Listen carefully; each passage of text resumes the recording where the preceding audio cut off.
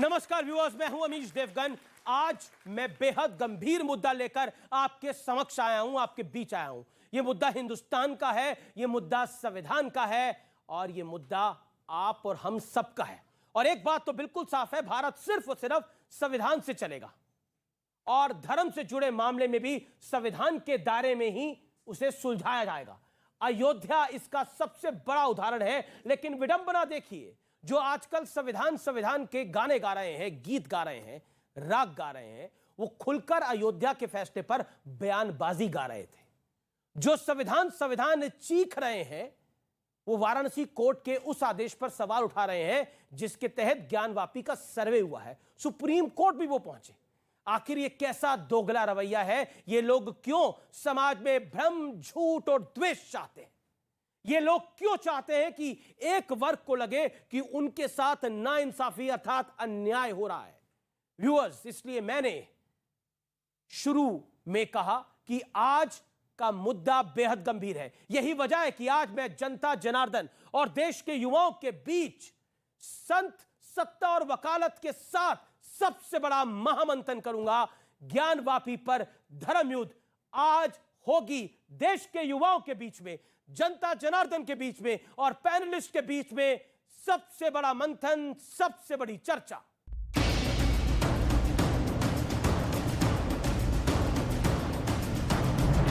ज्ञानवापी पर सर्वे के आदेश के बाद से ही एक तबका इसे असंवैधानिक ठहरा रहा है। आदेश कोर्ट ने दिया था, लेकिन खुलकर कोर्ट को भी गलत बताया जा रहा है।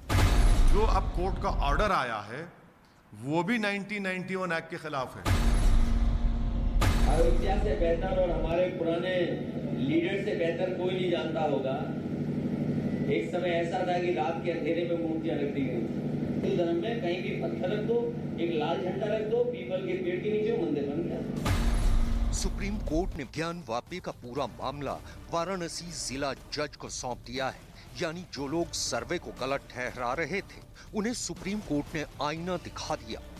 इस मैटर का जो ट्रायल है वो डिस्ट्रिक्ट जज वाराणसी करेंगे। ठीक है, सिविल जज सीनियर डिवीजन से अब इसका ट्रायल डिस्ट्रिक्ट जज वाराणसी करेंगे।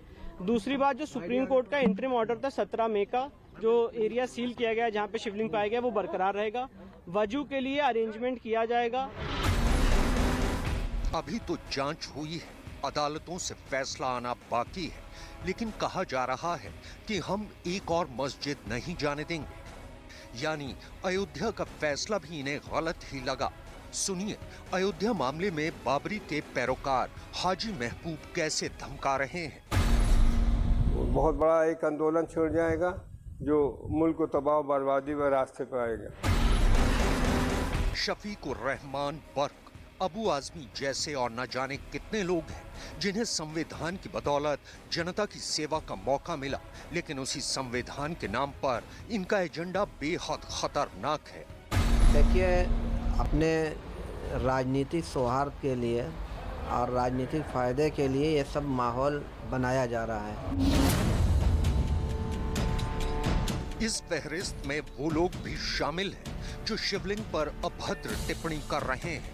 क्या जुबानी जहर उगलने वाले ये साबित करना चाहते हैं कि न्यायपालिका संविधान की रक्षा नहीं कर रही?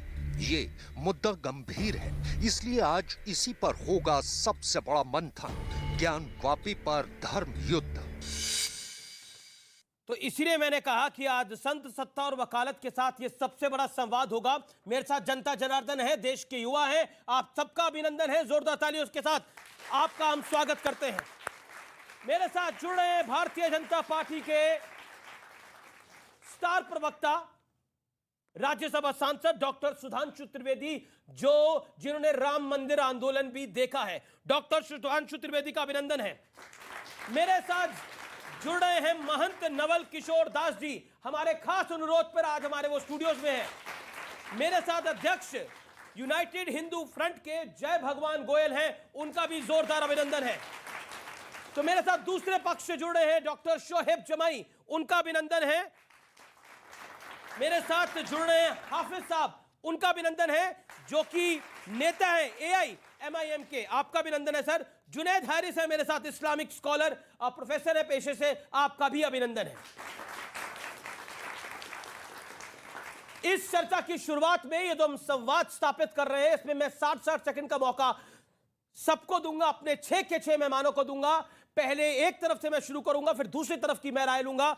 मैं शुरुआत आपसे करना चाहता हूं हैरिस साहब, और सीधा सवाल पूछना चाहता हूं, क्या आपको लगता है कि अगर सर्वे हो रहा है, अगर कोई तथ्य सामने आ रहे हैं, तो अदालत में इसका विरोध होना चाहिए, बयानों में नहीं?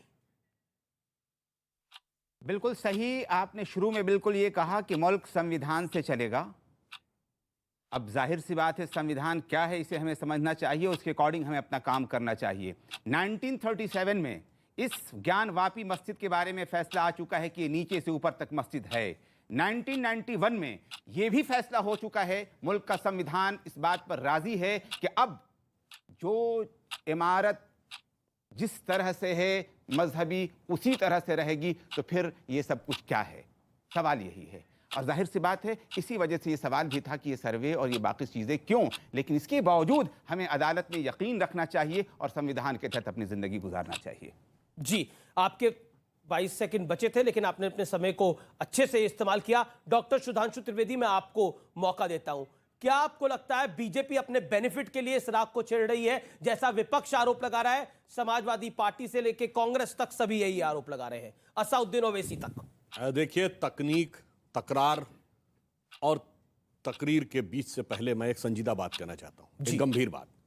यह मामला राजनीति और पॉलिटिकल पार्टी से अलग है। कभी इतिहास में एक मौका आता है किसी देश और किसी कम्युनिटी के हाथ में, जब वो इतिहास की धारा बदल सकते हैं। एक मौका आया था मुस्लिम समाज के हाथ में, जब श्री राम जन्मभूमि का विषय 1949 में आया था, और वहां एक बहुत बड़ा तबका था जो मानता था कि इस पर हमें मुद्दा नहीं बनाना चाहिए, इसलिए 1961 में 12 साल के बाद वो पहली बार गए थे। और तो कभी सेकुलरिस्टों के बहकावे में, कभी के मोहम्मद ने लिखा है लेफ्टिस्टों के बहकावे में, कभी शहाबुद्दीन बुखारी जैसे नेताओं के बहकावे में आकर जिस तरफ बढ़े वो मुकाम गलत रहा। आज मैं कहना चाहता हूं, आज एक मुकाम पे आके खड़े हैं जहां मुस्लिम समाज से मैं कहना चाहता हूं, एक तरफ मंदिर एक तरफ मस्जिद नहीं है, एक तरफ आपके सामने विकल्प है मुगलिया विरासत का चोला छोड़ देना, और दूसरी तरफ है मुगलिया मानसिकता की मृग मरीचिका में फंसे रहना। इसलिए मैं एक पंक्ति कहूंगा, हम तो उन बाबा विश्वनाथ के लिए मांग रहे हैं जिन्होंने सदैव विष पिया है, जिन्हें इस पंक्ति में कहकर बात समाप्त करता हूं कि मैं मधु से अनभिज्ञ आज भी जीवन भर विषपान किया है, किया नहीं विध्वंस विश्व का आजीवन निर्माण किया है, और मुट्ठी भर अवशिष्ट भस्म पर जीवन भर अभियान किया है, पर यदि अनुचित होगा तो प्रलयंकर हूं महाकाल बन पापों का अवसान किया है, किया नहीं विध्वंस विश्व का आजीवन निर्माण किया। ठीक है, आपने अपनी बात को 20 सेकंड ऊपर रखा है। अब मैं डॉक्टर शोएब जमाई आपका रुख करना चाहता हूं। डॉक्टर शोएब जमाई, जो साक्ष्य मिल रहे हैं, जो प्रूफ्स मिल रहे हैं, वो अपने आप में बहुत कुछ कह रहे हैं। वहां पर शिवलिंग जैसा हिंदू पक्ष दावा कर रहा है वहां पर है, वहां पर जो आकृतियां दिख रही हैं, क्या किसी मस्जिद के अंदर कमल का फूल स्वास्तिक का चिन्ह होता है? आप मुझे बताइए। देखिए अमीर जी, मैं ये उम्मीद कर रहा था कि सुधांशु त्रिवेदी चूंकि सरकार के भी प्रवक्ता है, यानी भारतीय जनता पार्टी के जिम्मेदार प्रवक्ता है, संवैधानिक परिधि और कानूनी जो उसकी बाउंडेशन है उस पर बात करेंगे, लेकिन इन्होंने अपनी आस्था के बुनियाद पर बात की, सांस्कृतिक धरोहर की बुनियाद पर बात की। हम लोग, क्योंकि डॉक्टर साहब ने भी बात की, मैं भी, हम लोग संवैधानिक प्रक्रिया और न्यायिक प्रक्रिया के तहत बात कर रहे हैं। हमने ये कहा कि जो अंजुमन इंतज़ामिया कमेटी का जो पक्ष है, ठीक है ना, वो पक्ष बहुत ही मजबूत है और बहुत ही सही है। और माननीय सुप्रीम कोर्ट ने जब ये कहा कि वहाँ नमाज पढ़ सकते हैं मस्जिद में और नमाजी पढ़ते रहे, तो वो एक बात को रोशनी दिखता है कि कहीं ना कहीं सुप्रीम कोर्ट इस बात को समझ रहा है कि जो मस्जिद है उसकी रिलीजियस कैरेक्टर को आप चेंज नहीं कर सकते। दूसरी बात, डॉक्टर साहब ने कहा कि मौका आया था। मौका किस बात को आप कहेंगे? आपने जो पेंडोरा बॉक्स खोल के रखा है, आज नीमच के सामने, नीमच में जो है मस्जिद के अंदर जो है वहाँ पे मूर्ति लगाने की कोशिश की, कहीं मज़ार तोड़ करके आप वहाँ कोई स्ट्रक्चर बना रहे हैं। हैदराबाद में वहाँ पे जो एक मॉन्यूमेंट्स है उसमें कभी 20 साल 25 साल पहले कोई मंदिर नहीं थे, अब वहाँ पे नीचे सवाल ये कि जो पेंडोरा बॉक्स आपने खोल दिया है हर रोज, कभी जामा मस्जिद, अभी लाल किला, फिर कुतुब मीनार, फिर ताजमहल, ये कभी एंडलेस है, ये खत्म नहीं हो रहा है, इसलिए इसका हल अदालतों में होना ठीक है, चाहिए। ठीक है। आपके एतबार से हमारे पास कुछ मौका नहीं, मौका जी आपके जी जी पास है। अब कि आज आप 25 देश सेकंड को ऊपर हो कहाँ ले गए, जाना चाहते हैं। ठीक है 25 सेकंड ऊपर हो गए, आप दोनों ने कवर अप किया है। ओके, मैं आपका रुख करना चाहता हूं महंत साहब, महंत नवल किशोर दास जी। मुस्लिम पक्ष कह रहा है कि अब कहां तक जाइएगा, कुतुब मीनार और लाल किला भी खुदवाइएगा। देखिए बंधु, हमारे काशी विश्वनाथ जो हमारा आस्था का विषय है और प्रथम शिवलिंग है, स्वयं प्रकट है, किसी ने स्थापित नहीं किए। उसे मोहम्मद गौरी ने तोड़ा, मोहम्मद शाह ने तोड़ा, उसके जो औरंगजेब के पिता थे उसने 64 मंदिर तोड़वा दिए, औरंगजेब ने तोड़वा दिया। इतने तोड़वाते तो आए हो, अब बड़ी मुश्किल से अवसर आया है कि भगवान शिव का अभिषेक करने का मौका हमें मिला है। मैं आपसे विनम्रता से निवेदन करना चाहता हूँ, कोई व्यक्ति जाएगा, कोई व्यक्ति देखेगा कि वहाँ की दीवार को देख के कहेगा ये मंदिर है, मथुरा में कोई जाएगा कहेगा देखेगा मंदिर है। हमने क्या असंवैधानिक काम किया है? चाहे राम जन्मभूमि अयोध्या हो, संविधान का अक्षर से हमने बात मानी। काशी में है, हम कोर्ट गए हैं, मथुरा है, हम कोर्ट गए। क्या इस देश के हिंदू को कानूनी आधार पर अपनी आस्था व्यक्त करना, कोर्ट में जाने का भी अधिकार आप छीन लेंगे क्या? क्या हिंदू होना अपराध हो गया है? हमारे पर अत्याचार हुए हैं जी, हमारे मंदिरों को तोड़ा गया है, हमारी आस्था के साथ खिलवाड़ हुई है, और हम आज भी फिर भी कह रहे हैं कि आओ जरा बैठ के बात कर लेते हैं। हमने अयोध्या में भी कहा था, आप नहीं माने, अब हम कोर्ट के आधार पर जा रहे हैं, कोर्ट जो निर्णय करेगा। ठीक है, आपने अपने 60 सेकंड कंप्लीट करिए। मैं हाफिज साहब आपका रुख करता हूं। हाफिज साहब, चर्चा करने में, संवाद करने में क्या जाता है? संवाद तो सुप्रीम कोर्ट भी चाहता था हो जाए, रामलला जहां विराजमान थे वहां बातचीत से समाधान निकले। अब हिंदू पक्ष कह रहा है वहां कोई और नहीं, वो हिंदुओं का सबसे बड़ा ज्योतिर्लिंग है, महादेव विराजमान है। तो अगर महादेव विराजमान है, हिंदू पक्ष को दिख रहा है वहां पर, और ऐतिहासिक पुराणों में स्कंद पुराण का काशी खंड भी कहता है कि जहां नंदी है उसकी ठीदा सीध में शिवलिंग है, आप इस तथ्य को झुटला कैसे पाएंगे? 60 सेकंड आपके। देखिए, जहां तक शिवलिंग का सवाल है तो वहां पे एक महंत राजेंद्र तिवारी हैं, उनको आपके चैनल पे और दूसरे चैनल पे वो ये बता रहे हैं कि अगर ये जो अभी जिसका आप दावा कर रहे हैं, अगर ये शिवलिंग है तो जिसकी पूजा हो रही थी वो क्या है, और अगर वो शिवलिंग है तो फिर ये नहीं है। दूसरी बात, पूरे भारत में 12 ज्योतिर्लिंग है, तो ये 13वां कैसे आ गया? लेकिन मैं इस पर नहीं जाता क्योंकि मैं इसका जानकार नहीं हूं। ये मैं राजेंद्र तिवारी की बात कोट कर रहा हूं। अब मैं आता हूं उसी बात पे जहां से आपने बात शुरू की। आपने बात शुरू करी संविधान की। हम संविधान की वो बात कर रहे हैं जिसको जो निर्माता है संविधान का, वो है संसद। जब संसद ने 91 एक्ट बना दिया तो ये भारतीय जनता पार्टी अपनी संसद की सम्मान क्यों नहीं कर रही? ये क्यों जाके उत्तर प्रदेश की सरकार में भी है, केंद्र में भी है, ये उन अदालतों पे को मुखालफत क्यों नहीं कर रही जो इस संविधान का उल्लंघन कर रहे हैं? तीसरी बात कि ये जो चाहे 37 का डिसीजन हो, चाहे 91 का स्टे हो, उससे ये साबित हो चुका कि 47 7 सेकंड हो गए आपके। जय भगवान गोयल रहेगी। लेकिन क्योंकि आपने संविधान संबंध बात की, संविधान एक सिस्टम होता है जिसके अंदर अदालतें भी होती हैं। क्या वो अदालत जो संविधान के दायरे में चल रही है, उस अदालत को अपना संविधान नहीं पता जो आपको बताना पड़ेगा? जय भगवान गोयल, क्या मौजूदा सरकार संविधान के दायरे में नहीं चल रही और आप लोग हिंदू राष्ट्र के चक्कर में ये राष्ट्र भी नष्ट कर देंगे? ये सवाल विपक्ष का है। जवाब जय भगवान गोयल। आज जो संविधान की ये बात कर रहे हैं, 1985 में शाहबानो प्रकरण में सुप्रीम कोर्ट का आदेश आया था। उस वक्त की सरकार ने लोकसभा के अंदर राजीव गांधी ने उस सुप्रीम कोर्ट के फैसले को बदल दिया था, सिर्फ किस लिए? इन लोगों को खुश करने के लिए। उसके बाद जो हमारा सीए लागू हुआ देश में, जो हिंदुस्तान में सीए लागू किया गया, वो किसी देश के मुसलमान के खिलाफ नहीं था। आज इन्होंने पूरे देश में हंगामे किए, शाहीमान किया और दिल्ली में दंगा करवा दिया। अगर ये संविधान के मानने वाले लोग हैं तो क्यों इन्होंने देश के संविधान का खुला उल्लंघन किया? और ये संविधान वहां लागू करते हैं जहां इनको ठीक लगता है। जहां ठीक लगता है संविधान मेरा है, जहां ठीक नहीं लगता है वो संविधान तेरा है। अभी जो ये मैटर 91 की बात कर रहे हैं, 91 में कहीं लिखा नहीं कि आप किसी भी तरह की जांच नहीं कर सकते। जांच हम कर रहे हैं ना, अभी तोड़ फोड़ तो नहीं हो रही। अपील करने में 3 साल की सजा है। ताजमहल में हाई कोर्ट ने बोल दिया कि अभी कोई इंक्वायरी नहीं होगी, ताले नहीं खुलेंगे। संविधान की बात मान रहे हैं। ठीक है, आपने बड़ा वाजिब पॉइंट रखा है कि सीए भी संविधान से आया था। मैं आपके पास आ रहा हूं डॉक्टर जुनैद, फिर मैं डॉक्टर त्रिवेदी आपके पास आता हूं। 30 सेकंड के अंदर एक बात बताइए कि ये जो मस्जिद है होती है, ये प्लेस ऑफ वर्शिप होता है या प्लेस ऑफ प्रेयर होता है? मस्जिद इज प्लेस ऑफ वर्शिप और प्लेस ऑफ प्रेयर। फर्क दोनों में क्या है? नहीं, मैं सवाल पूछ रहा हूं, मैं तो आपसे पूछ रहा हूं, मुझे तो फर्क समझ ही में नहीं आ रहा है। मैं बता देता हूं फर्क ये है, वर्शिप में होता है हम एक किसी वस्तु की पूजा करते हैं, किसी वस्तु की पूजा करते हैं। प्रेयर का होता है इबादत। आप बताइए जी, तो बताइए, it is the place of worship और place of prayer, what is it? भी प्रेयर है, वर्शिप है, प्रेयर है, दोनों एक ही चीज है मेरी नजर में। तो नहीं, एक ही चीज नहीं होती है। आप बताइए अंतर क्या है? इबादतगाह कहते हैं, ये इबादतगाह है। इबादतगाह है ना, प्लेस ऑफ प्रेयर है ना, प्लेस ऑफ प्रेयर है, तो प्लेस ऑफ वर्शिप एक्ट तो लागू ही नहीं होता फिर। होता है एक एक करके शो देखिए, बता दे रहा हूं, मस्जिद प्रेयर करने की जगह है, वो तो एक आकार प्रेयर करने की जगह है, प्रेयर करने की जगह है, और जाहिर सी बात है जब इबादत करने की जगह वहां पर प्रेयर होती है, तो अब ये उसके ऊपर लागू क्यों नहीं होता है? सुधांशु त्रिवेदी, देखिए ऐसा है, जो हिंदी ट्रांसलेशन है प्लेसेस ऑफ वर्शिप एक्ट का है उपासना स्थल। उपासना जानते हैं किसकी होती है? साकार की। बता रहा हूं, उप शब्द का होता है निकट, आसन का मतलब होता है बैठना, यानी जहां पर कोई देवता है उसके निकट बैठना उपासना है। और चूंकि आपके यहां निराकार ब्रह्म है तो सिर्फ प्रार्थना है, इसलिए वह प्रार्थना की जगह है, वह उपासना की जगह नहीं है। इस्लाम में वर्शिप का कोई प्रावधान नहीं है, सिर्फ प्रेयर का प्रावधान है।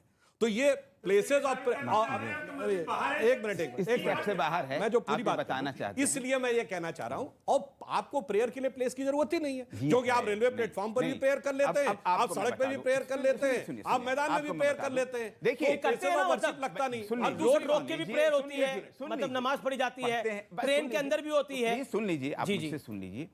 प्रॉफिट मोहम्मद जब मदीना पहुंचते हैं, पहला काम जो करते हैं वो मस्जिद बनाने का करते हैं। मुसलमान कहीं पर मौजूद है तो मस्जिद के बगैर रह ही नहीं सकता है। ये अलग बात है कि खुदा को हर जगह याद करना है और हर जगह अपनी जिंदगी में उतारना है, तो जगह कोई भी हो, जमीन पूरी खुदा की है। ये अब मामला कोर्ट में है, इबादत कहीं भी कर सकता है। ठीक है, अच्छा एक और मैं आप कुछ तस्वीरें दिखाना चाहता हूँ, मैं आपको भी तस्वीरें दिखाना चाहता हूँ। आप में से कौन कौन किसी मस्जिद में गया हुआ है? अगर वो गया हुआ तो हाथ खड़ा करे, जिसने मस्जिद देखी हुई है। काफी लोगों ने देखी हुई हैं, और उसके बाद मैं आप लोगों के पास आऊंगा। तस्वीरें हम प्ले कर सकते हैं, वो तस्वीरों को मैं प्ले करूंगा जो तस्वीरें आपको इस समय दिख रही हैं अपनी स्क्रीन के ऊपर। क्या ऐसी तस्वीरें आपने किसी मस्जिद में देखी हैं जहां पर स्वास्तिक का चिन्ह हो, जहां कमल का चिन्ह हो? यहां पर हम देख सकते हैं गुंबद। पीछे वीडियो वॉल पे डालिए, पीसीआर पीछे वीडियो वॉल पे डालिए, वीडियो वॉल पे डालिए आप। ठीक है, इधर आ रही है मस्जिद की पश्चिमी दीवार, ये दिखाई दे रही है हमें। अगर हम देखेंगे तो मस्जिद की ये पश्चिमी दीवार है, यहां पर दिया जलाने की जगह है। किसी मस्जिद के अंदर दिया जलाने की जगह होती है क्या? आपने देखी है, हाँ या ना? नहीं होती। मैं आपसे सवाल पूछता हूं, ये जो आपको गोलनुमा आकृतियां दिख रही हैं, कमल का फूल दिख रहा है, ये ऐसा मस्जिद में दिखाई देता है? अपना हाथ खड़ा करें और अपनी राय रखें। स्वास्तिक का चिन्ह आपने किसी मस्जिद में देखा है? आप कुछ कहना चाहेंगी? आपने देखा? मैंने नहीं देखा है। स्वास्तिक का चिन्ह किसी मस्जिद के अंदर, स्वास्तिक का चिन्ह किसी मस्जिद में दिखता है आप लोगों को? कोई कहना चाहते हैं इस पे अपनी बात? देवगन जी, ये दीवार ही ये मरकज दीन इलाही की है, ये दीवार मस्जिद की नहीं। नहीं तो एक सेकंड अच्छा एक बात बताइए, आप कितनी मस्जिदों में जाते हैं? एक सेकंड,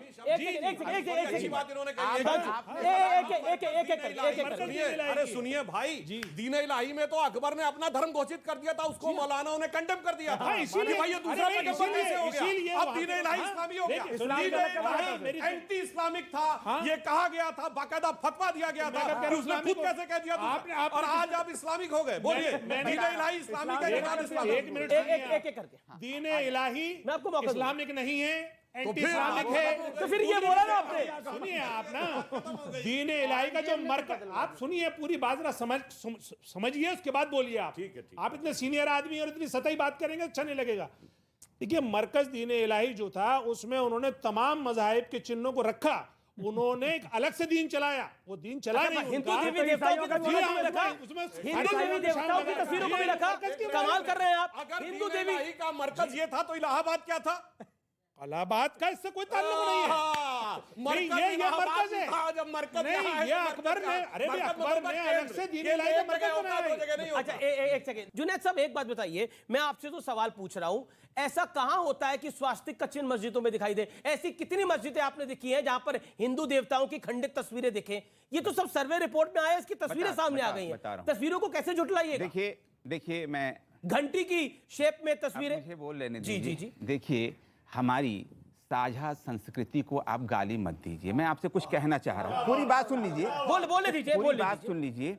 हम खुद इस बात को कहते हैं, इस अखंड भारत का अगर स्वरूप किसी ने दिया तो हम 3 बादशाहों को मानते हैं। Number 1 Ashok, number 2 Gupta period में विक्रमादित्य, और नंबर 3 मुगल औरंगजेब। ये अखंड औरंगजेब जिसने सवा मन जरिया जलाए, जिसने हिंदू मंदिर तोड़े, जिसने क्या कुछ नहीं किया, जिसने अपने भाइयों को मरवा दिया, जिसने अपने बाप को जेल में डाल दिया था, वो औरंगजेब अगर आपको लगता है तो औरंगजेब तो आतंकी था जी। अबे भाई चिल्लाने से नहीं होगा, अगर फैक्ट को जानना है तो पूरी बात पूरी बात सुनिए, पूरी बात बोलिए। आप देख लीजिए, 20 सेकंड दीजिए। देन सुधांशु त्रिवेदी। अंदर जब पहली इमारत जिसे मस्जिद के तौर पर उसका मीनार बना, तो उसके अंदर भी इंजीनियर आर्किटेक्ट मुसलमान थे और काम करने वाले हिंदू भी थे, और वो समझ रहे थे कि क्या चीज वो बना सकते हैं। कमल के फूल में आयतें लिखी नजर आती हैं आपको कुतुब मीनार के अंदर। आप कैसी बात करते हैं? मीनार के अंदर आज भी लिखा हुआ है कि स्थायी जैन और हिंदू मंदिर तोड़ के कुतुबुद्दीन अहमद ने वो बनाई थी। आज भी पत्थर लगा हुआ है। अभी ये अब राष्ट्रीय पेपर है, 1200 साल पुराना। हाँ, वो तस्वीर मैंने भी देखी है। सुधांशु त्रिवेदी, ठीक है सुधांशु। साझा संस्कृति, आप लोगों को पता है ये साझा गंगा जमुनी संस्कृति की बात सबसे पहले कहां से आई? ये आई औरंगजेब के बड़े भाई दारा चिको ने अपनी किताब लिखी मंजुमल बहरीन, जिसमें था 2 समुद्रों का मिलन। उसने उपनिषदों का फारसी में अनुवाद कराया, जिसका नाम रखा सिर्रा अकबर।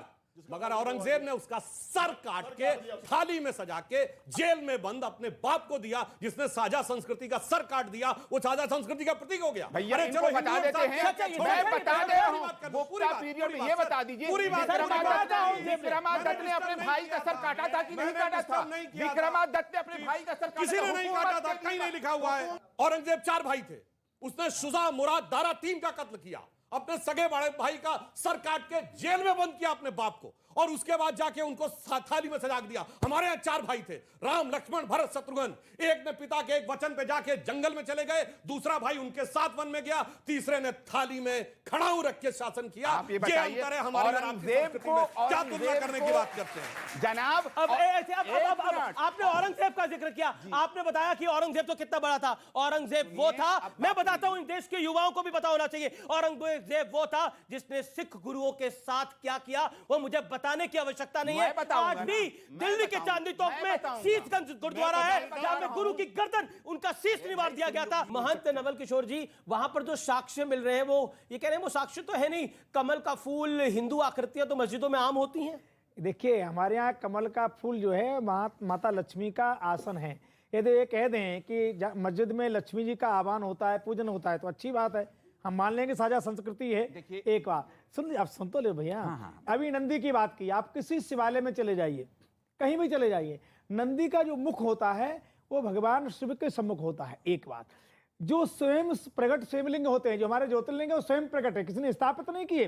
बाकी जगह जो प्रतिष्ठित की जाती है वो पंचायत होती है, माँ गौरी होती है, कार्तिक होते हैं, गणेश होते हैं, नंदी होते हैं, परंतु जो स्वयं प्रकट होते हैं वो केवल शिवालय होता है, बाद में मूर्ति प्रतिष्ठित की जाती है। इससे सिंगार गौरी थोड़ा दूर है। नंदी इतने साल 353 साल से देख रहा है, नंदी उधर ही देखता है जहाँ शिवालय होता है। जी। आप जरा देखिए, अभी उन्होंने कहा हमारी आस्था का इतना खिलवाड़ करोगे आप? अभी भी आप लोग तो अभी मुगल हो रहे हो कि वहां वो फव्वारा है। अरे आपको श्रद्धा से कहना चाहिए था कि चलो ठीक है, वो आताताई थे, लुटेरे थे, वो सब विरोधी थे मानवता के, उन्होंने ऐसा किया, आपका शिवालय निकल आया है, चलो हम गाजे वाजे बना के चलते हैं, आप पूजा करो, हम दिखाते उदारता। वक्त एक ब्रेक का है, आप देख रहे हैं वीकेंड का सबसे भरोसेमंद कार्यक्रम ये देश है हमारा। बोलना पड़ेगा, बोलना पड़ेगा। औरंगजेब गलत था, जिसने गुरुओं के शीश काटे, वो औरंगजेब गलत था।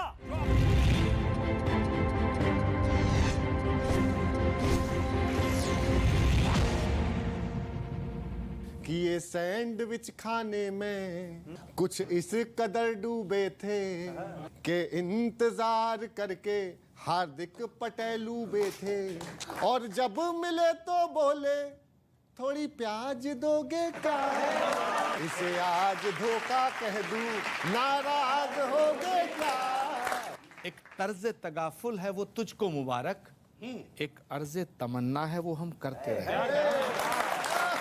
आप हम दो नात पढ़ते थे, यकायक शिव से जुड़ाव कैसे हो गया, वो कांग्रेसी जामा और मन भाजपाई हुआ, कहो गुरुजी ये बदलाव कैसे हो गया। कि कुछ इस तरह से किया उसने मेरे जख्म का इलाज कि मरहम भी लगाया तो कांटे की नोक से।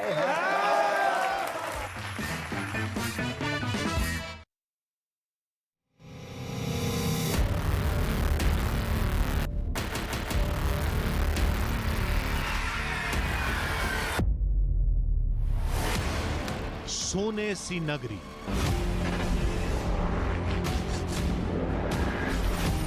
अशरफियों की नींव, न जाने क्यों न जाने कैसे एक रात में वीरान हुआ पूरा शहर। आज खुलेगा सदियों से दफन वो राज, लखपत का रहस्य, आधी हकीकत आधा फसाना। रात 8:57 पर को पूरी तरह से रोककर रूस उसे तगड़ा नुकसान पहुंचा रहा है, जिसकी वजह से न तो यूक्रेन तक कुछ पहुंचना आसान है, न ही यूक्रेन से अनाज बाहर जाना। और पश्चिमी मीडिया ने दावा किया कि काला सागर में रूस के चक्रव्यूह को तोड़ने के लिए अब अमेरिका ने यूक्रेन को हार्पून और नेवल स्ट्राइक मिसाइलों से लैस करने की तैयारी कर ली है, जिनमें हार्पून मिसाइल को तो दुनिया भर में सबसे घातक एंटी शिप मिसाइल माना जाता है। और ये समंदर में गश्त कर रहे बड़े से बड़े युद्धपोत को सटीक निशाना साधकर तबाह कर सकती है। इन्हें एयरक्राफ्ट की मदद से भी दागा जा सकता है और जमीन पर मौजूद लॉन्चर की मदद से भी। यही नहीं, इन्हें युद्धपोत और पनडुब्बी से भी लॉन्च किया जा सकता है। ऐसे में अगर यूक्रेन को ये घातक मिसाइलें मिल गई तो रूस की टेंशन बहुत ज्यादा बढ़ सकती है, क्योंकि इन मिसाइलों की रेंज 300 किलोमीटर तक है। मतलब इनकी मदद से यूक्रेन के समुद्री तट से काला सागर में मौजूद रूसी युद्धपोतों को आसानी से निशाना बनाया जा सकता है। इन मिसाइलों में मौजूद एक्टिव रेडार गाइडेंस सिस्टम दुश्मन के जहाज पर सटीक निशाना साधने में मदद करता है। और पश्चिमी मीडिया के मुताबिक अमेरिका को उम्मीद है कि ये मिसाइलें रूस को काला सागर से अपने युद्धपोत वापस बुलाने के लिए मजबूर कर सकती हैं। जहां यूक्रेन का रास्ता रोकने के लिए रूस ने करीब 20 जंगी जहाज तैनात किए हैं। और अगर काला सागर में रूस की घेराबंदी खत्म हो गई तो यूक्रेन से दूसरे देशों को अनाज भेजने का रास्ता खुल जाएगा। पूर्वोत्तर के राज्यों पर आया बाढ़ का संकट कम होने की बजाय और बढ़ गया। पहले से मौसम विभाग ने तेज बारिश का अनुमान लगाया था, जो सही साबित हुआ। सबसे ज्यादा मुसीबत असम को झेलनी पड़ रही है। असम के 29 जिले बाढ़ से प्रभावित हैं, जिनमें होजाई जिले की हालत सबसे खराब बताई जा रही है। होजाई में सड़कें, मैदान, स्कूल, अस्पताल सब कुछ पानी में डूबे हैं। फसलें तबाह हो चुकी हैं और लोगों को मदद की दरकार है। बहुत सारे गांव खाली हो चुके हैं। वहां इतना पानी भरा है कि सिर्फ नाव के जरिए ही गांवों में पहुंचा जा सकता है। हमारी टीम जब इन गांवों में पहुंची तो दूर दूर तक सन्नाटा पसरा दिखा। लोग गांव खाली कर ऊंची जगहों पर जा चुके हैं। फंसे हुए लोगों को भी निकाला जा चुका है, लेकिन ऊंची जगहों की परेशानियां भी कम नहीं है। वहां पानी तो कम है, लेकिन ऐसी जगह टापू बनी हुई हैं। पीने का पानी, अनाज, दवाएं लोगों के पास कुछ भी नहीं है। दिन भर लोग सेना के जवानों की नाव का इंतजार करते हैं और जैसे ही नाव गांवों में पहुंचती है, उम्मीदजदा लोगों की भीड़ जमा हो जाती है। दूसरी तरफ असम का नगांव जिला भी बेहाल है। 2 दिन से वहां पानी लगातार बढ़ रहा है। नगांव जिले के सैकड़ों गांवों को खाली करवाया जा चुका है। और ब्रह्मपुत्र नदी का पानी अब रिहायशी मोहल्लों में पूरी रफ्तार से बहता दिख रहा है। अरुणाचल प्रदेश में आईटीबीपी, सीआरपीएफ और असम राइफल्स के जवानों के साथ गृह मंत्री अमित शाह ने किया भोजन। दौरे के आखिरी दिन कई योजनाओं का भी किया उद्घाटन और शिलान्यास। रैली को संबोधित करते हुए राहुल गांधी पर बोला हमला। चश्मा निकाल दो, भारतीय चश्मा पहन लो तो मालूम पड़ेगा कि 8 साल के अंदर क्या हुआ। पश्चिम बंगाल के बैरकपुर से बीजेपी के लोकसभा सांसद अर्जुन सिंह तृणमूल कांग्रेस में हुए शामिल। टीएमसी महासचिव अभिषेक बनर्जी की मौजूदगी में बदली पार्टी। थॉमस कप में इतिहास रचने वाली बैडमिंटन टीम के विजेताओं से मिले प्रधानमंत्री मोदी। खिलाड़ियों के साथ किया संवाद, कहा जारी रहे खेलना और खिलना।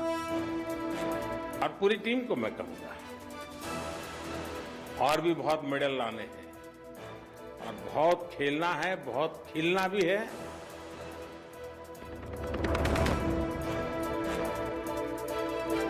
लोग सड़क पर ही जमे हैं और छोटे छोटे जुगाड़ के तटबंध बनाकर पानी को रोकने का इंतजाम कर रहे हैं। हालत यह है कि रसोई का सारा सामान और बिस्तर समेत पूरी गृहस्थी लेकर लोग सड़क पर जमे हैं, जबकि तनाव इसलिए ज्यादा है क्योंकि सड़क का भी ज्यादा देर तक सुरक्षित रहना मुश्किल है। अभी तो पानी आ रहा है, कोई कमता नहीं है। दूसरी तरफ ऐसे इलाके जिन्हें लोग खाली कर चुके हैं, वहां तो नदियां बेहद गुस्से में हैं। पानी इस रफ्तार से बह रहा है जैसे दीवारों को तोड़कर अपने साथ ले जाने पर तुला हो। जहां पर हम अभी मौजूद हैं, यहाँ पर भी काफी करंट है। नगांव को बाकी राज्य से जोड़ने वाले हाईवे का ऐसा कुछ हिस्सा है जहां पानी नहीं पहुंचा है, इसलिए हाईवे पर बड़ी संख्या में लोगों ने अपने सामान के साथ डेरा डाल दिया है। मतलब ये कि हाईवे किसी रिहायशी बस्ती जैसा दिखने लगा है। ऊपर से ऐसी भयंकर आपदा के बीच भी लोगों का सेल्फी का बुखार नहीं उतर रहा। बाढ़ के बीच कुछ लड़कों का सेल्फी लेने का वीडियो सामने आया। सेल्फी लेने के चक्कर में इनकी जान पर आफत आ गई, क्योंकि जिस पानी के बीच उतरकर ये सेल्फी ले रहे थे उसकी रफ्तार के बीच खुद को संभाल नहीं पाए। लहरें लड़कों को बहाती हुई अपने साथ ले जाने लगी। हालांकि उसी वक्त कुछ लोगों ने इन्हें बचा लिया। असम में राहत और बचाव कार्य चलाने में ज्यादा मुश्किल ठप हो चुकी रेल लाइन की वजह से। कुछ जगहों पर तो रेल की केवल पटरी मौजूद है, पटरी के नीचे से जमीन खिसक चुकी है। इससे पहले लैंडस्लाइड की वजह से एक खड़ी हुई ट्रेन के पलटने का वीडियो भी सामने आया था। कुछ जगह तो ऐसी हैं जहां पूरी की पूरी सड़क ही पानी के साथ बह गई। उधर क्वाड से घबराए चीन की नाक के नीचे जापान और अमेरिका ने शक्ति प्रदर्शन किया और एलिफेंट वॉक के जरिए हवा में अपनी ताकत दिखाई। 24 मई को जापान के टोक्यो में क्वाड की बैठक होने वाली है, जिसमें अमेरिका, भारत, जापान और ऑस्ट्रेलिया हिस्सा लेंगे। कहा जा रहा है कि चीन इस बैठक से पहले घबराया हुआ है और उसकी घबराहट जापान के मिसावा एयरफोर्स बेस पर हुए साझा अभ्यास से और बढ़ सकती है, जहां जापान और अमेरिका के लड़ाकू विमानों ने एलिफेंट वॉक की। मतलब दोनों देशों के लड़ाकू विमान हाथियों के झुंड की तरह रनवे पर खड़े हुए और फिर उड़ान भरी। इस खास तरह के फॉर्मेशन में एक साथ लड़ाकू विमान बड़ी संख्या में खड़े होते हैं और फिर 10 से 15 सेकंड के गैप पर टेक ऑफ करते हैं। मतलब ये कि पहला विमान उड़ने के करीब 15 सेकंड बाद दूसरा लड़ाकू विमान रनवे से उड़ता है और आसमान में अपने करतब दिखाता है। जापान और अमेरिका के इस साझा अभ्यास में भी विमानों ने एक साथ कई तरह के फॉर्मेशन बनाते हुए उड़ान भरी। जापान और अमेरिका ने जो एलिफेंट वॉक किया, वो शब्द दूसरे विश्व युद्ध के समय आया था, जिसमें उस समय क्वाड समिट में हिस्सा लेने के लिए आज जापान रवाना होंगे पीएम मोदी। अमेरिका के राष्ट्रपति बाइडेन से भी करेंगे मुलाकात। जापान से क्वाड समिट की हर खबर पर न्यूज़ 18 पर सबसे पहले देखिए। प्रधानमंत्री नरेंद्र मोदी खुद यहां टोक्यो जापान में पहुंचने वाले हैं। ज्ञानवापी मस्जिद पर कल वाराणसी की जिला अदालत करेगी सुनवाई। हिंदू पक्ष शिवलिंग की पूजा के अधिकार की अपील करेगा तो मुस्लिम पक्ष मुकदमा रद्द करने की मांग करेगा।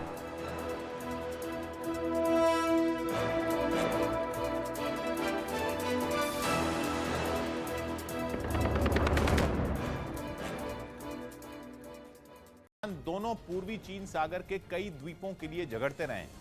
पूर्वी चीन सागर के इन द्वीपों को जापान सेन्काकू और चीन दियायुदा कहता है, जिनकी देखरेख 1972 के बाद से जापान कर रहा है। मतलब इन द्वीपों में जापान का शासन है, लेकिन चीन का कहना है कि इन द्वीपों पर उसका हक है और जापान को पीछे हट जाना चाहिए। लेकिन जापान भी अड़ा हुआ है और उसने अमेरिका के साथ मिलकर चीन को आंखें दिखाई, क्योंकि 1951 को जापान और अमेरिका के बीच 1951 में जापान और अमेरिका के बीच एक संधि हुई थी, जिसमें अमेरिका को जापान में अपनी नौसेना का बेस बनाने का अधिकार मिला था और कहा गया था कि जापान पर हुए हमले को अमेरिका खुद पर हुआ हमला मानेगा और उसकी रक्षा करेगा।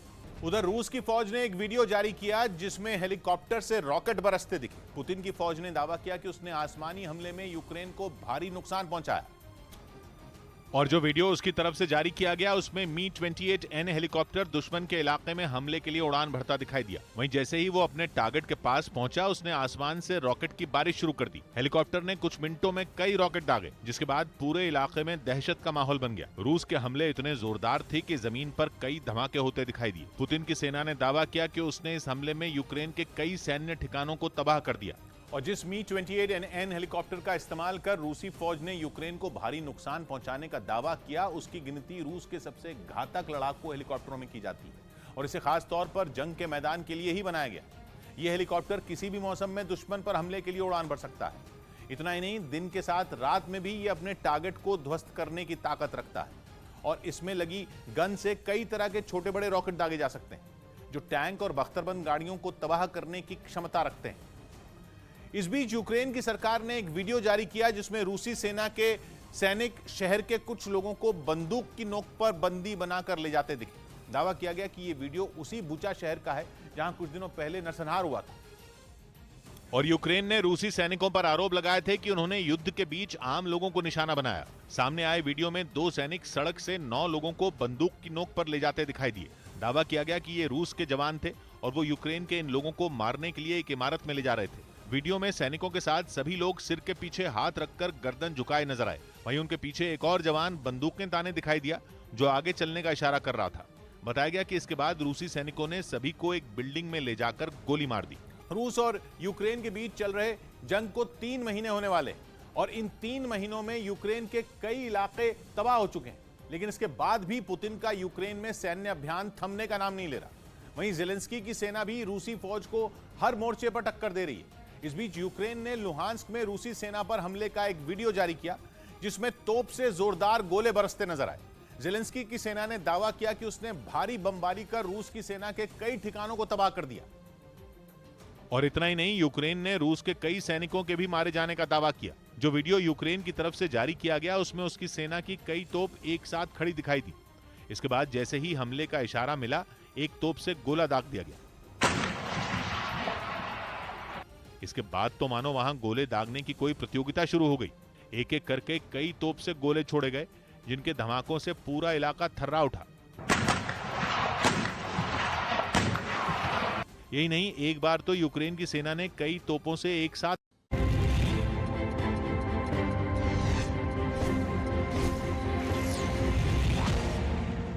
Welcome back. आप देख रहे हैं ये देश है हमारा न्यूज 18 पर। शोएब जमाई, सुप्रीम कोर्ट में भी इस पूरे विषय की सुनवाई चल रही है। शुक्रवार को जो सुनवाई हुई उसमें सुप्रीम कोर्ट ने बड़ी कैटेगोरिकली कहा कि वजू खाने की सुरक्षा का आदेश लोअर कोर्ट दे सकता है, इसमें कोई दोहराई नहीं है।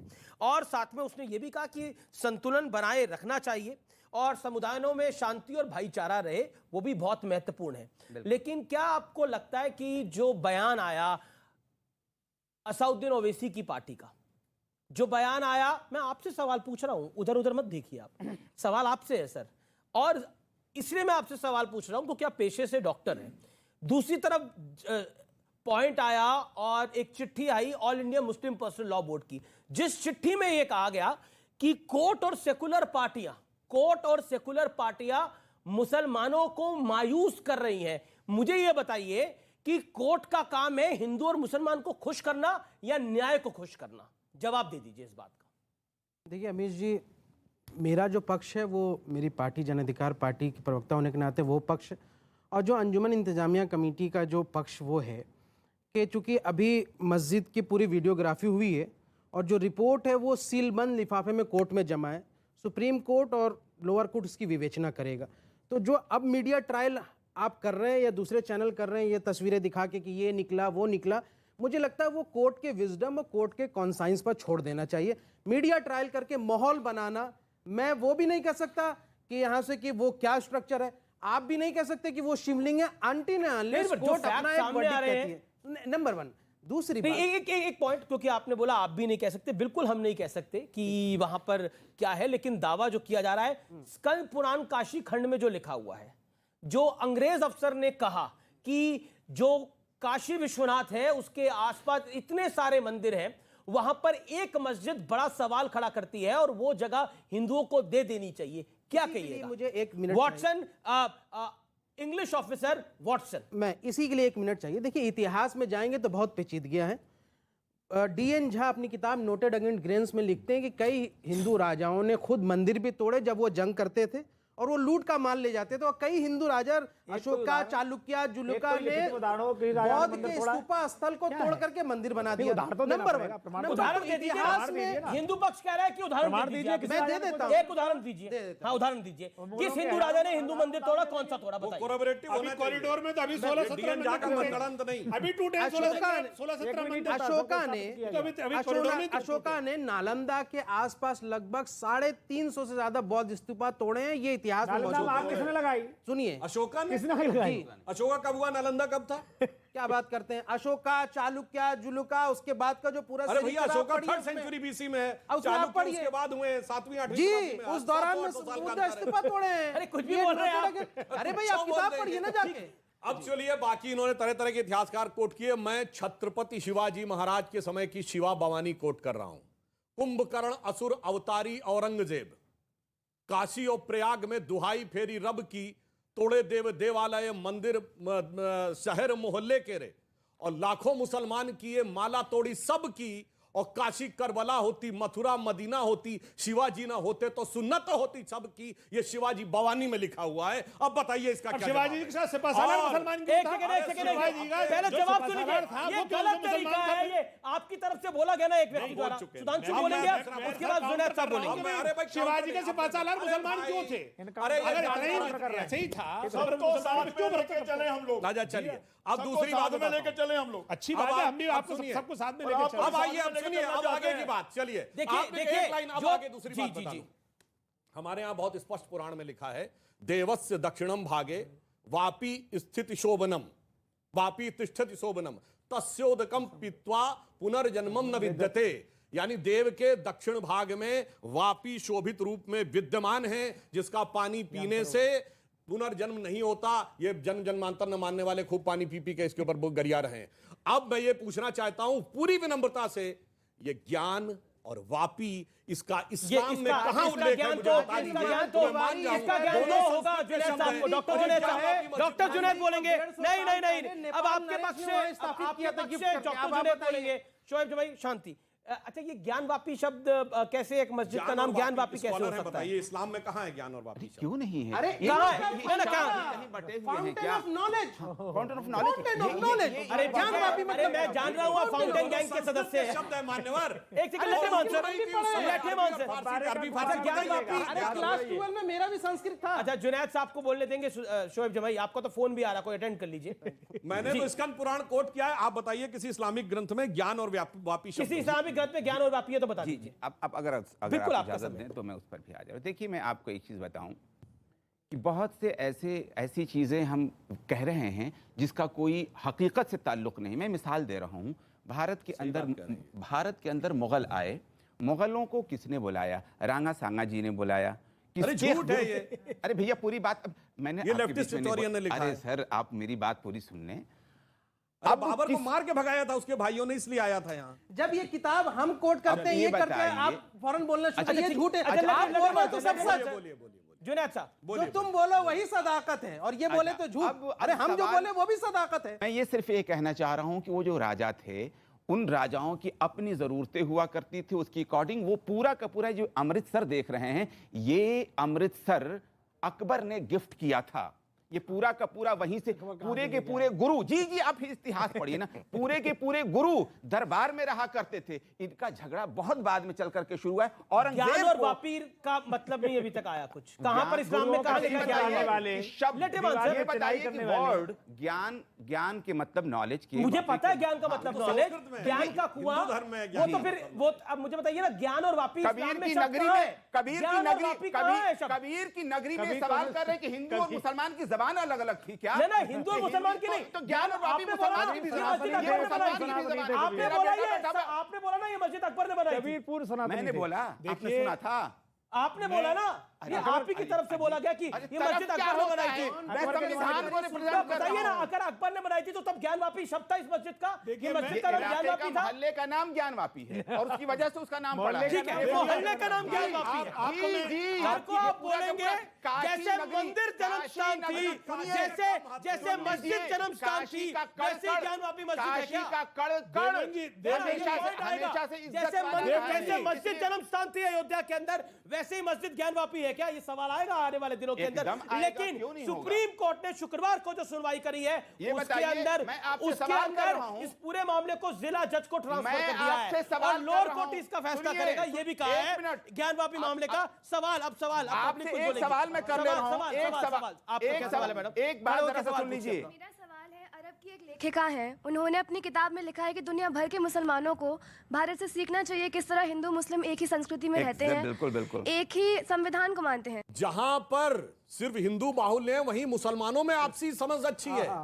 मैं पूछना चाहता हूं, भारत में जो मुस्लिम प्रभावी इलाका हो गया, कश्मीर हो गया ना, वहां पे उस समय सूफी माने जाते थे। सूफियों के 4 सिलसिले थे। एको सिलसिला का नाम बताइए इस समय। नक्शबंदी, सोहरावर्दी, चिश्ती और कादरी, कौनों नहीं बचा। और सुनिए, सबसे बड़े पत्रकार, बात सुनिए ना। अरे भाई, बात एक पूरी बात कर दूं। सिलसिले बचे हुए हैं आपके पास। उसका मरकज कहां? कश्मीर में। यहाँ है। हजरत निजामुद्दीन औलिया की दरगाह में है, कश्मीर में नहीं बचा। चरारे शरीफ जला दिया गया, ये कह के कि दरगाह है जो है कुफ्र है। इसलिए मैं कह रहा हूं, ठीक है, एक करके पार्टनर थे आपके, उन्होंने कभी जलाया कश्मीर में। सुधांशु पहले बोलेंगे, फिर आप आइएगा। सुधांशु देखिए, मैं एक लाइन बोलना चाहता हूं। इसमें बहुत अच्छी बात इन्होंने कही। मार्क टेली बहुत बड़े पत्रकार हुए, 26 साल भारत में रहे, बीबीसी की कवर करते थे। उन्होंने 22 सितंबर 2019 को द इक्वेटर मैगजीन में लिखा है कि the Muslims in India are the luckiest. और उन्होंने उसका रीजन लिखा है कि मैं हजरत निजामुद्दीन इलाके में रहा 26 साल। एक तरफ सड़क के निजामुद्दीन औलिया की दरगाह थी और दूसरी तरफ तबलीगी जमात था। उन्होंने कहा दुनिया में कोई मुस्लिम देश होता तो ये दोनों परस्पर विरोधी फिरके एक साथ रह ही नहीं सकते थे, कोई ना कोई एक दूसरे खत्म कर देता। पर भारत के मुस्लिम भाग्यशाली हैं कि वो अपने मजहब में जैसे चाहे इबादत कर सकते हैं। इसलिए यदि दुनिया में एक कंट्री है जहां इस्लाम के सारे फिरके पाए जाते हैं तो वो भारत है, कोई दूसरा मुस्लिम कंट्री नहीं है। ठीक इसलिए भारत के मुस्लिम मैं एक और सवाल लेता हूं। आपकी तरफ से और हाथ खड़े हो रहे हैं। सवाल क्या है? हम लकी है और हिंदुस्तानी है और अल्हम्दुलिल्लाह मुसलमान। इसमें कोई दो राय नहीं। सवाल ऑडियो, एक सेकंड। सवाल सर, अभी आपने बताया कि मुस्लिम जो इबादत गए हैं वहाँ पर क्या कहते हैं हिंदू आकृतियों में आयतें लिखी हुई हैं। मेरे को आप एक एग्जाम्पल कोई ऐसा दे सकते हैं कि किसी मंदिर में जहाँ पर पूजा की जाती है वहाँ पर कहीं आयतें लिखी हो? आइए, ऐसी कोई एक देखिए बेटा, मैं आपको एक चीज़ बता दूं कि जहाँ पर हिंदुस्तान में जब मुसलमान आए तो उन्होंने बांट करके, जिन बादशाहों ने नहीं, ऐसे भी जालिम भी हुए हैं, मैं मना नहीं कर रहा हूं, हम, लेकिन उन लोगों ने जो बनवाया, मैं उन कलाकृतियों की बात कर रहा हूं, मैं आर्किटेक्ट की बात कर रहा हूं। उनका सवाल है मंदिरों में देखा है आपने ऐसा? मंदिर में देखा कहीं आयत आपने लिखी हो ऐसी? नहीं, कहीं नहीं है ना, क्योंकि मंदिर तो अपनी जगह भी बने हैं। ठीक है, किसी के ऊपर नहीं थोपी है तो अच्छी बात है। ठीक है। मथुरा हो, मंदिर तोड़े। अरे हमने महंत जी को मौका देंगे ना। महंत जी, उस तरफ से कहा जा रहा है कि हमने अपनी आस्था किसी पे थोपी नहीं है। बताओ, मैं यही तो कह रहा हूँ, थोपी नहीं तो मंदिर किसने तोड़े? यही तो काशी का मंदिर किसने तोड़ा? मथुरा का किसने तोड़ा? बाबर कौन था? औरंगजेब कौन था? ये किसने तोड़े?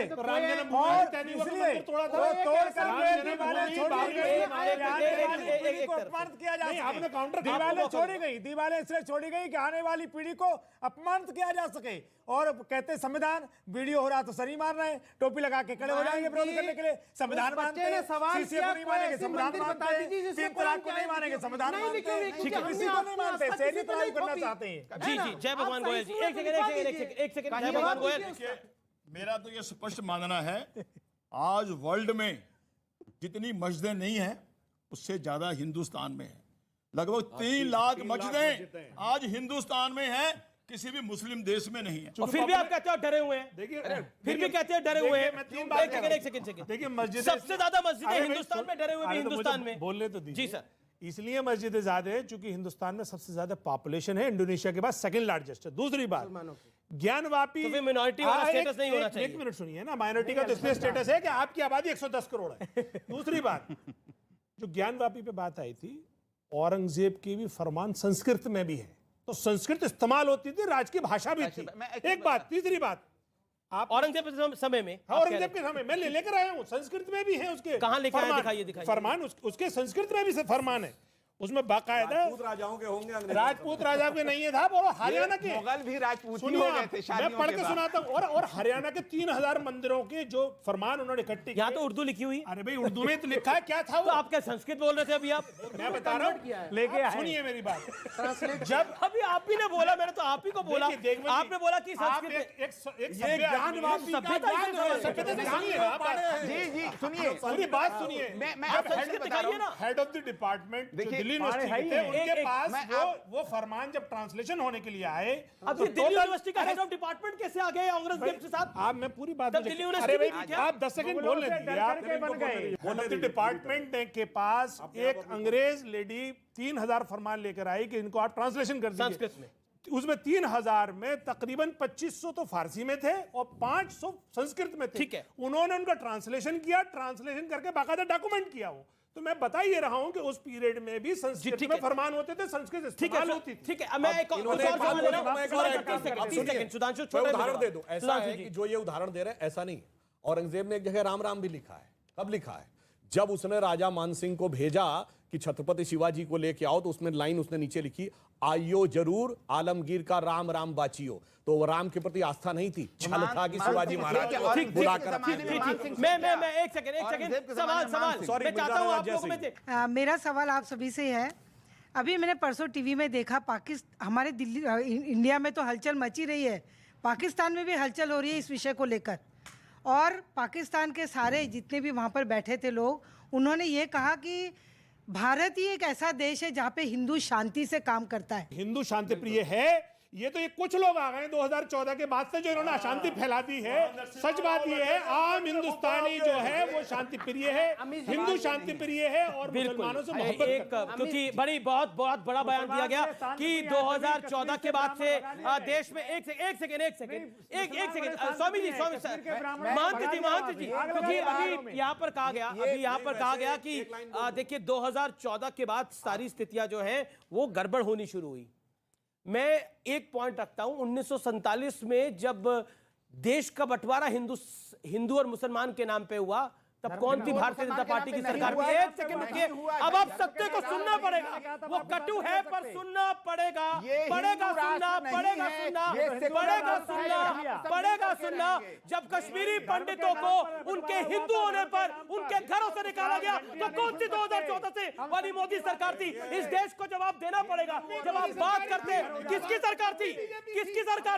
तब भी बीजेपी थी। जब कश्मीर से हिंदू पंडितों को निकाला गया तब भी बीजेपी थी, तब भी कांग्रेस थी, तो वहां पर दूसरी पार्टी नहीं, तब भी बीजेपी थी। सेंटर में 5 लाख कश्मीरियों को, बहन बेटियों को इसलिए कश्मीर से भगाया गया रातों रात कि वो वहां हिंदू थे।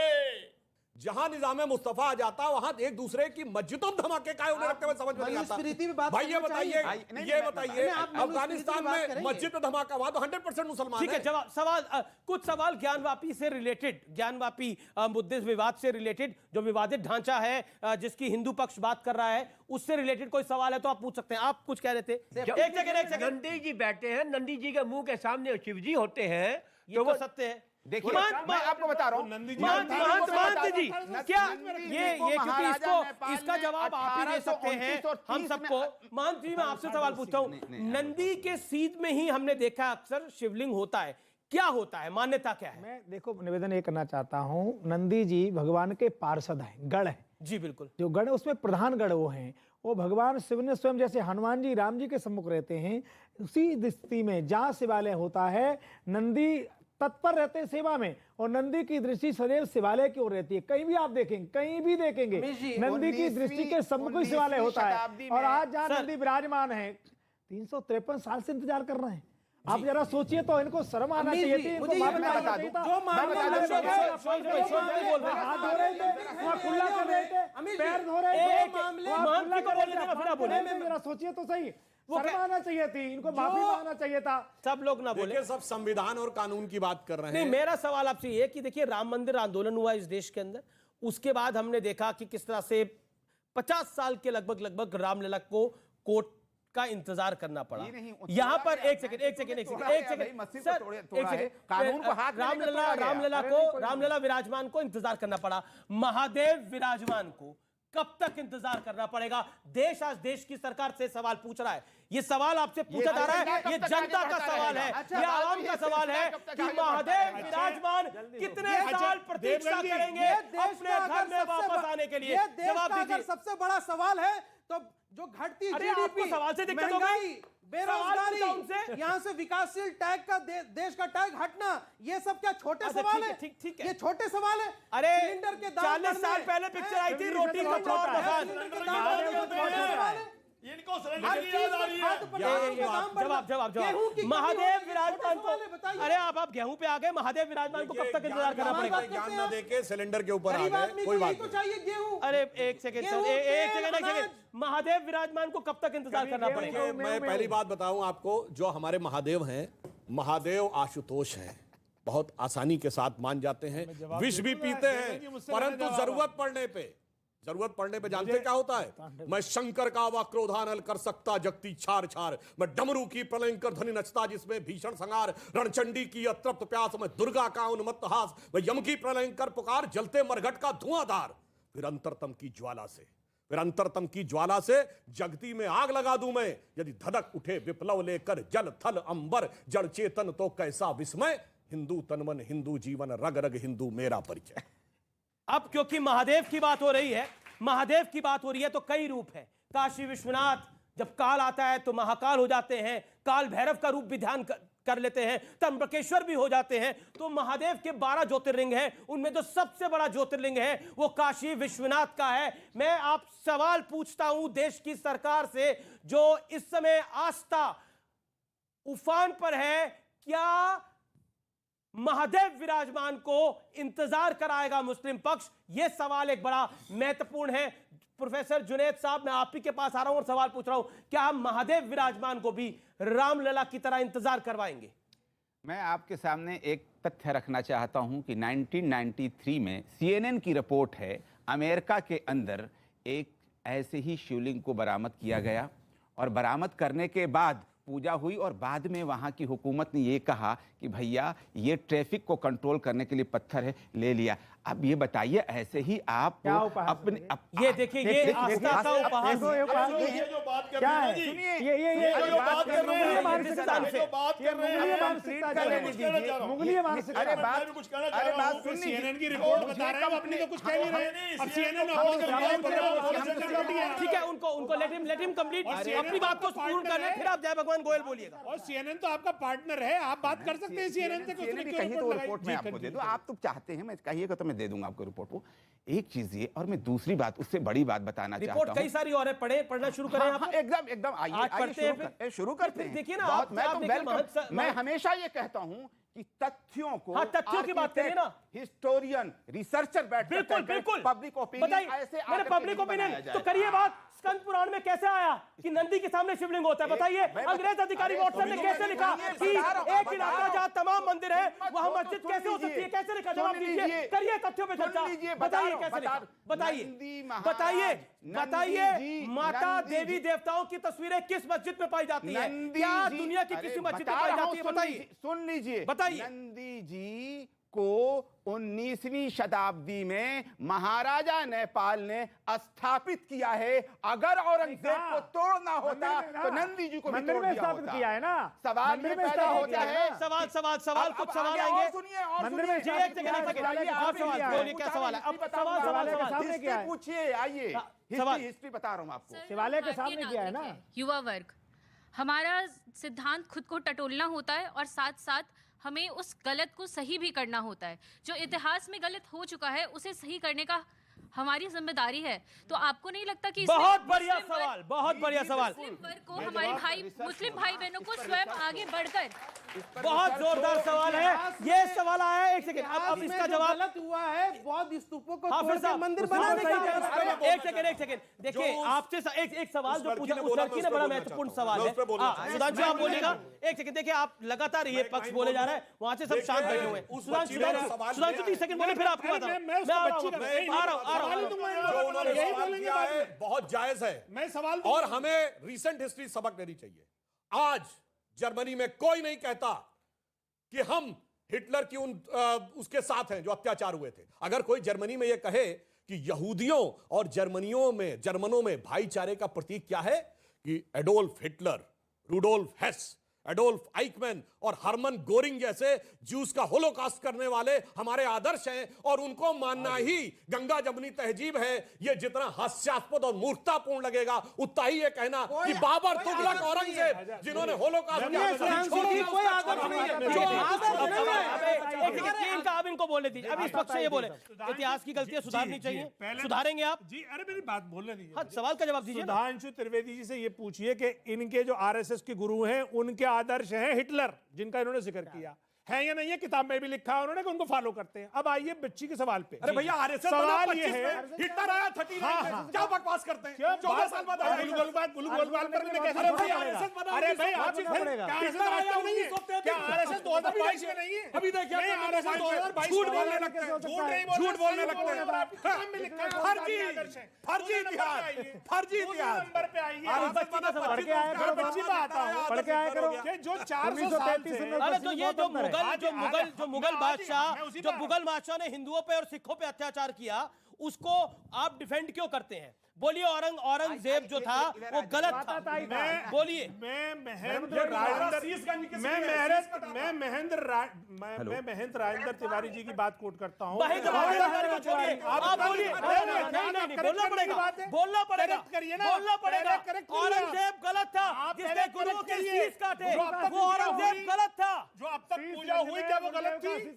ये क्या जो अब तक पूजा हो रही थी जो शिवलिंग की, वो गलत थी? इसका मतलब ये हुआ या फिर अब प्रकट हुआ है? अगर ये सही है तो उसका मतलब जो पहले हो रही थी वो गलत थी, और अगर गलत नहीं थी तो क्या ये 13वां आखिरी दौर? आप बताइए। ठीक है, आप बैठिए। मैं उन्हीं के साथ हूं। जानते क्यों? अरे ये तो वो पार्टी जिसने कहा था हमने 800 साल इस मुल्क पे हुकूमत की है, और वो कहते संविधान की बात, अंदर से मैलोहियो, बाहर रूप अनेक, नारायण तासो भलो कौआ। बहुत बहुत शुक्रिया, बहुत बहुत शुक्रिया इस चर्चा के लिए। फिलहाल इस कार्यक्रम को मैं यही समाप्त करता हूं। आपका भी बहुत बहुत अभिनंदन है। ये चर्चाएं आगे भी रहेगी।